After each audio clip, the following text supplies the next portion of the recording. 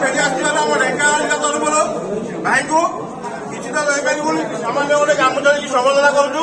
ନିହାତି ପ୍ରକାଶ ଭାଇ ମନ ଆମେ ଦବୁନୁ ଏଇଟା ଢେଙ୍କାନାଳ ଜିଲ୍ଲା ନୁହଁ ଓଡ଼ିଶା ଡ୍ରାଇଭର ମହାସଂଘ ତରଫରୁ ଓଡ଼ିଶା ଡ୍ରାଇଭର ମହାସଂଘକୁ ଭାଇ ଫେରି ଆସିଛନ୍ତି ପୁଣି ଥରେ। ଯାହା ବି ହଉ ଆମ ସହିତ ପ୍ରଥମରୁ କାର୍ଯ୍ୟ କରୁଥିଲେ ଏବଂ ପରବର୍ତ୍ତୀ ମୁହୂର୍ତ୍ତରେ କିଛି ଷଡ଼ଯନ୍ତ୍ରର ଶିକାର ହେଇ କୁହନ୍ତୁ ବା କିଛି ବିଶୃଙ୍ଖଳା କାରଣରୁ ଭାଇ ସଂଘରୁ ବାହାରି ଯାଇଥିଲେ ଏବଂ ଆଜି ପୁଣି ଥରେ ସେ ତାଙ୍କର ଯାହା କିଛି ଛୋଟ ବଡ଼ ଭୁଲ ଥିଲା ତାକୁ ବୁଝିକିରି ପୁଣି ଥରେ ସେ ସଂଘକୁ ଫେରି ଆସିଛନ୍ତି। ଏଇଟା ଖୁସିର କଥା ଏବଂ ଓଡ଼ିଶା ଡ୍ରାଇଭର ମହାସଂଘ ମଧ୍ୟ ସେ ଭାଇଙ୍କୁ ସ୍ୱାଗତ ଜଣାଉଛି। ଜୟ ଜୟ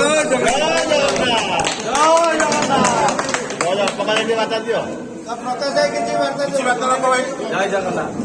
ଓଡ଼ିଶା ଡ୍ରାଇଭର ମହାସଂଘରେ ପ୍ରଥମରୁ କାମ କରୁଥିଲୁ କିଛି ବାଦ ବିବାଦ ବା ମାନ ଅଭିମାନ ପାଇଁ ସଂଗଠନରୁ ବସିବା ଦୂରେଇ ଥିଲୁ। ତେଣୁ ଆଜି ସଂଗଠନକୁ ଆମେ ଫେରି ଆସିଛୁ। ଏଥର ଓଡ଼ିଶା ଡ୍ରାଇଭର ମହାସଂଘ ସମସ୍ତ ଭାଇମାନେ ଆମେ ଫେରାଇ ଆଣିବୁ ଏବଂ ଆମେ ପ୍ରଗତିର ପଥରେ ଆମର ଓଡ଼ିଶା ଡ୍ରାଇଭର ମହାସଂଘ ଆଗେଇ ମହାସଂଘକୁ କେହି ଛାଡ଼ିକି ରହିପାରିନାହାନ୍ତି କି ରହିପାରିବେନି।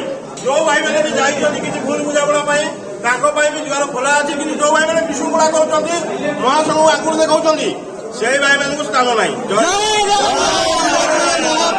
ଭାଇଚାରା ଗଢ଼ିବା ପ୍ରୟାସ ଆମର ଚେଷ୍ଟା କରିବା ଆମେ ସମସ୍ତ ଭାଇମାନଙ୍କୁ କେମିତି ଫେରାଇବା ଚେଷ୍ଟା କରିବା।